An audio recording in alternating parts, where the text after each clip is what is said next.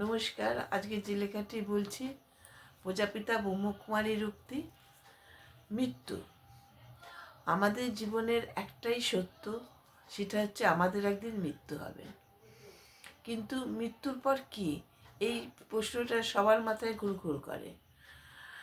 আমরা জেনেছি আমাদের শরীরে একটা আত্মা আছে, যেটা মৃত্যুর পর থেকে যায়। সেটা আগুনে পোড়ানো যায় না, জলে ভিজানো যায় না, সেটা সূক্ষ্ম শরীরে থাকে।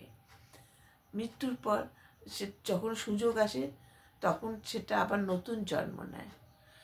এটা আমরা বইতে পড়ে জেনেছি। এবং এই এটা আমরা বইতে, এবং এইটা জেনে এইটা বিশ্বাস করি, আমরা পারলৌকিক ক্রিয়া করি। আমাদের যে মৃত্যুকে ভালোভাবে মনে গাঁথে, সে জীবনকে খুব ভালোবাসে, কারণ মৃত্যুই জীবনের শেষ পরিণতি। যা কিছু করতে হবে আমাদের মৃত্যুর আগেই করতে হবে। এটা গভীরভাবে জানলে মৃত্যুকে ভয় কম লাগে।